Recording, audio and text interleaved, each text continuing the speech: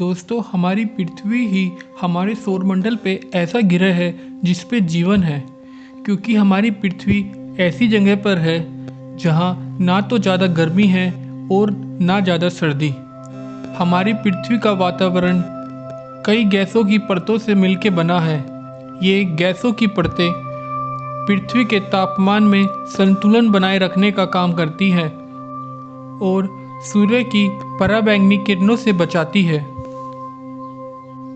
पर दोस्तों, पिछले 100 सालों से हमारी पृथ्वी का तापमान 1 डिग्री बढ़ गया है।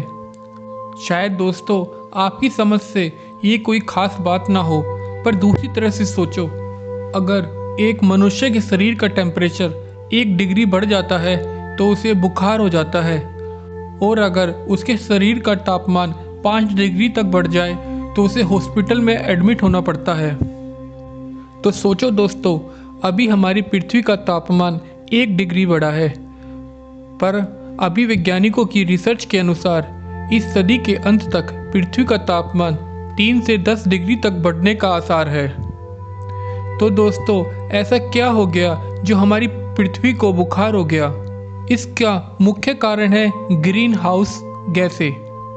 ग्रीन हाउस गैसें हमारे ग्रह के वातावरण में परिवर्तन और भूमंडलीय ऊष्मीकरण के लिए उत्तरदायी हैं। ग्रीन हाउस गैस में carbon dioxide, nitrous oxide, methane मुख्य हैं। औद्योगिकरण होने के बाद कार्बन डाइऑक्साइड गैस में 100 गुना की बढ़ोतरी हुई है। ये कार्बन डाइऑक्साइड गैस मुख्य रूप से पेट्रोलियम पदार्थों के जलने, कोयले के उपयोग और अंधाधुंध होने वाले हथियारों, बम्बों के प्रयोग से निकलती है। ये सभी गैसें पृथ्वी के वातावरण में सूर्य की ऊष्मा के परिवर्तन को रोक देती हैं, जिससे हमारी पृथ्वी का तापमान बढ़ रहा है। इस प्रक्रिया को हम ग्रीन हाउस इफेक्ट कहते हैं। जब पृथ्वी का तापमान बढ़ता है तो नॉर्थ पोल और साउथ पोल का तापमान भी बढ़ने लगता है, जिससे वहाँ के बड़े बड़े ग्लेशियर पिघलने लगते हैं। ये पिघले हुए ग्लेशियर अंतरिक्ष में देखने से हमें एक काले धब्बे से नज़र आते हैं। जैसे कि आप जानते हैं, गर्मी में हम काले कपड़े नहीं पहन सकते क्योंकि काले कपड़े ऊष्मा को ज़्यादा सोखते हैं। इसी तरह पृथ्वी पे ज़्यादा काले धब्बे होंगे तो पृथ्वी ज़्यादा सूर्य की ऊष्मा को सोखेगी और पृथ्वी का तापमान बढ़ेगा, जिससे और ज़्यादा बर्फ़ के ग्लेशियर पिघलेंगे और समुद्र का लेवल बढ़ेगा, वर्षा का संतुलन बिगड़ेगा, तूफान आएंगे, मौसम का चक्र बिगड़ेगा, बीमारियां बढ़ेंगी।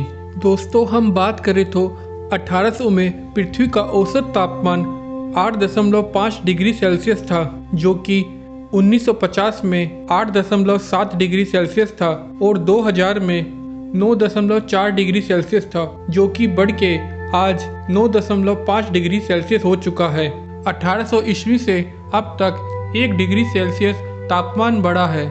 नासा की रिपोर्ट के अनुसार 2018 हमारी पृथ्वी का 1880 के बाद सबसे गर्म साल था। नासा की ये रिपोर्ट 6300 मौसम स्टेशन, जहाज और समुद्री सतह के तापमान और अंटार्कटिक मौसम स्टेशनों के अध्ययन के बाद जारी की है। इस बढ़े हुए तापमान का मुख्य कारण ग्लोबल वार्मिंग ही है। मौसम की गतिशीलता के कारण अलग अलग क्षेत्रों में तापमान प्रभावित होता है, इसलिए पृथ्वी के प्रत्येक क्षेत्र में समान रूप से ग्लोबल वार्मिंग का अनुभव नहीं होता। आर्कटिक क्षेत्र में ग्लोबल वार्मिंग का असर सबसे ज़्यादा दिखाई दे रहा है। यहाँ पे 2018 में समुद्री बर्फ़ का निरंतर हानि देखी गई, जिसके अलावा ग्रीनलैंड, अंटार्कटिक में भी बड़ी तेज़ी से बर्फ़ को पिघलते हुए देखा गया है, जिससे सागरों का स्तर निरंतर बढ़ रहा है।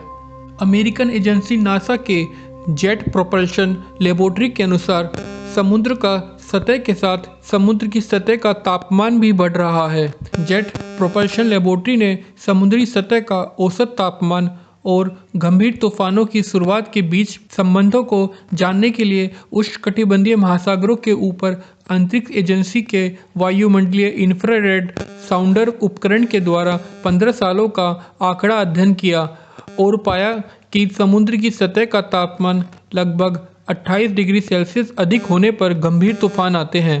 तेज तूफान में 3 मिलीमीटर वर्षा प्रति घंटा लगभग 25 किलोमीटर क्षेत्र में होती है। अभी पूरे विश्व में ग्लोबल वार्मिंग हो रही है, जिसका मुख्य कारण ग्रीन हाउस गैस ही है। अभी के अपनाए हुए क्लाइमेट मॉडल के अनुसार अगर कार्बन डाइऑक्साइड की मात्रा 1% पर ईयर के अनुसार बढ़ती गई तो इस सदी के अंत तक सागर की सतह का तापमान 2.7 डिग्री सेल्सियस बढ़ जाएगा और इसका नतीजा होगा भयानक तूफान। क्लाइमेट मॉडल गणित के समीकरणों का उपयोग करके यह बताता है महासागर, वायुमंडल और भूमि के विभिन्न हिस्सों में ऊर्जा और पदार्थ कैसे आपस में मिलकर क्रिया करते हैं। दोस्तों, हमें अगर अपने ग्रह को ग्लोबल वार्मिंग से बचाना है तो इसके लिए हमें कम से कम ऊर्जा खर्च करनी पड़ेगी। यही इसका एक मूल मंत्र है। दोस्तों, अपना कीमती समय देने के लिए धन्यवाद। अगर ये वीडियो पसंद आए कृपया लाइक बटन को दबा देना और हमारे चैनल को सब्सक्राइब करना ना भूलें। Thank you.